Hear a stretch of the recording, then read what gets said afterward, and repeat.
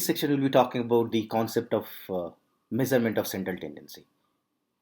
To understand this concept is most important in today's era, and this is the basically the base of any statistical concept. Now, when I'm talking about the measurement of central tendency, there are three basic things we need to understand. That means what is all about this tendency, what is all about central tendency, and the third one is how we can measure this central tendency.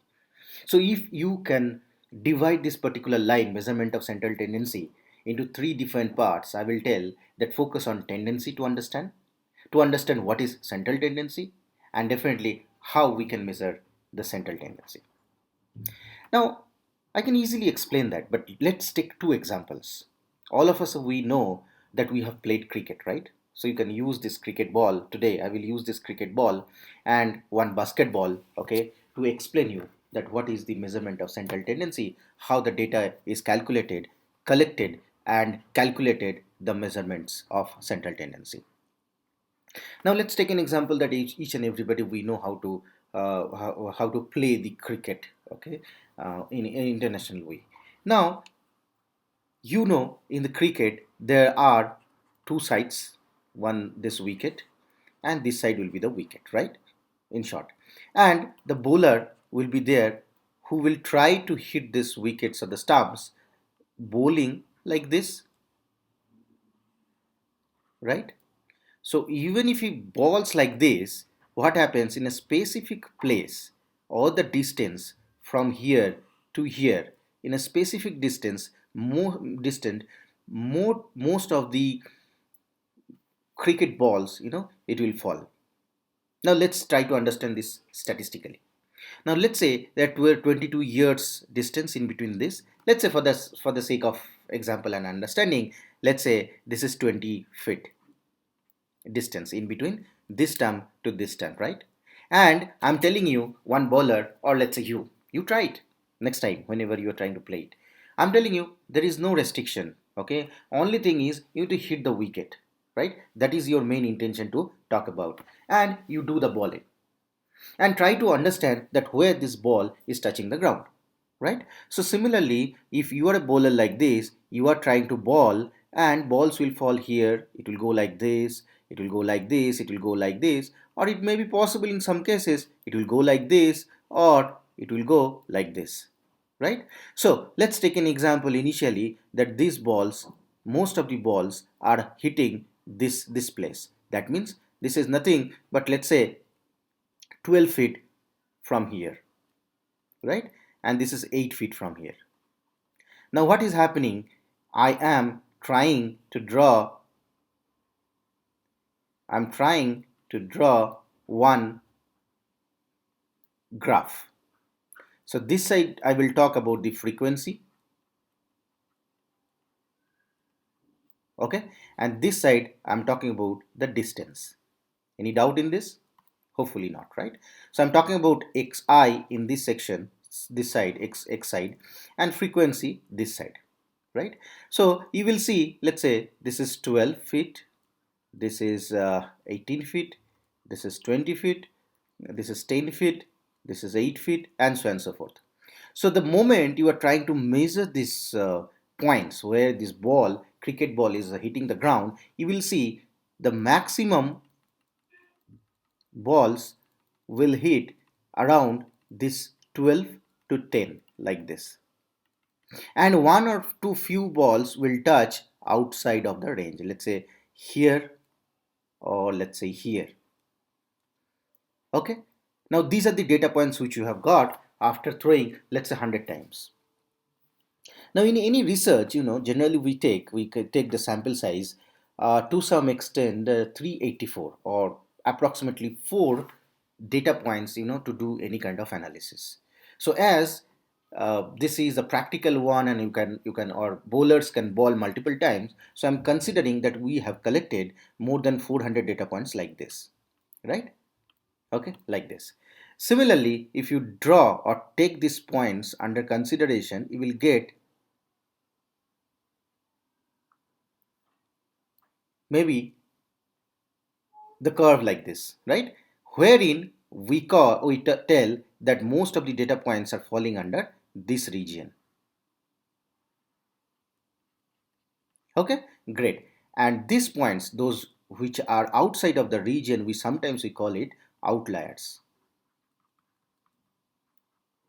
Outliers, this one and this one, right? We'll discuss in detail later on. Let's take another example. Those who do not know how to play cricket, I am ready to take another example of basketball. So you know what is the way basketball is played, right? So what you need to do, you are having, let's say, basket out here, right?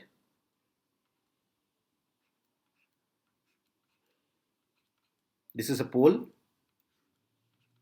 fixing point, okay? And let's say whatever, there are some certain regions are there, and you need to do basket from here. Possible, there is no doubt on that, right?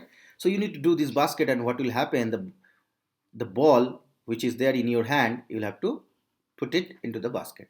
Now this is the way. Now this does not happen all the time, right? Now let's say the distance between you and the basket is, let's say, 10 feet, okay? And your intention is to basket the ball like this, but sometimes it does not happen, right?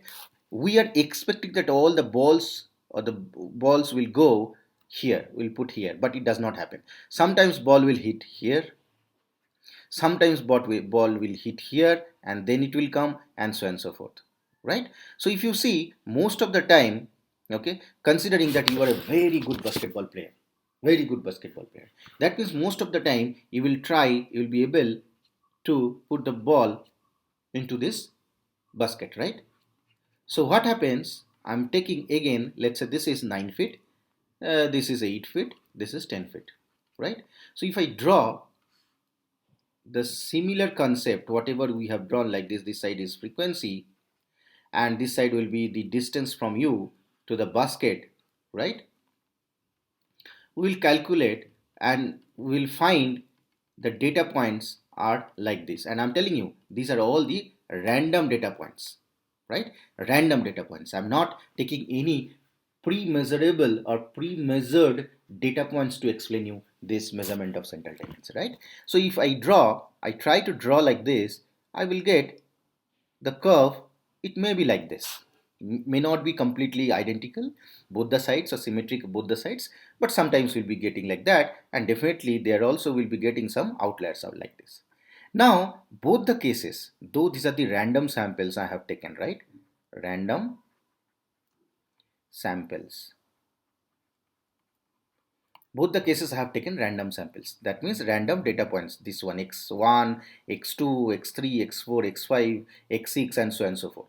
Similarly, in this case also I have taken random data points x1, x2, x3, x4, x5, x6, x7, x8, and so on and so forth. And after drawing the best curve, best fit line, or the best curve, non-linear curve, I have got this kind of picture, right? Now this is nothing but we can explain what is the tendency. That means if we see properly, that most of the data points, their tendency is to be located, okay, against one line, right? In this case also, tendency of the data points to be located against one line. Now this tendency of the data points to be located around is called the tendency, right? And the tendency to be located of these data points to be located against one line, this line is called central line. In this case also, this is called central line. So you understood? Now the data points which we have taken randomly, we have chosen, or you have given basically at the time of throwing the ball, or at the time of bowling these cricket balls, and so on and so forth, we collected these data points and we tried to find out where will be the locations, okay, where will be the locations of these data points. Okay, now we have understood the locations of these data points, the tendency of those data points to be located around one central line, and that is called central tendency line or central line. or we call it central tendency. Is it clear? So that means the data points, random data points, okay, the tendency to be located in the around the central line or near the central line is called the central tendency.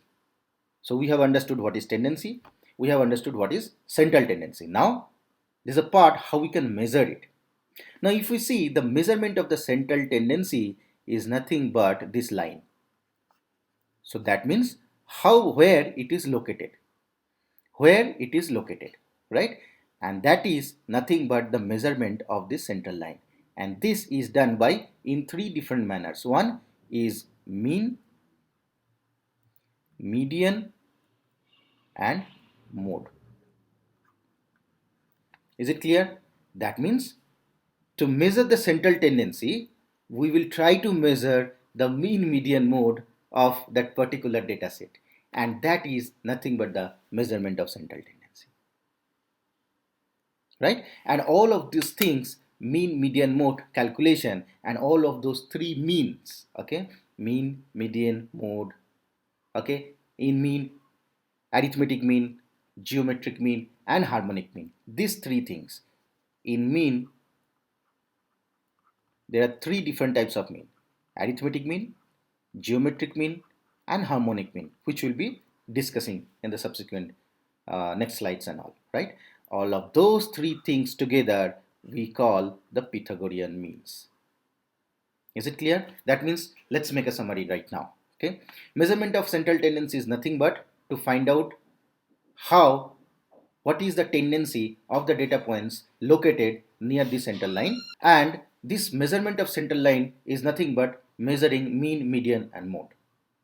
And the mean, there are three types of mean: arithmetic mean, geometric mean, and harmonic mean. And all of those three means together we call the Pythagorean means. Hope you have understood the concept of measurement of central tendency, and go and try basically how to basket, measure it, that whether I am correct it or wrong. Seeing you in the next slide.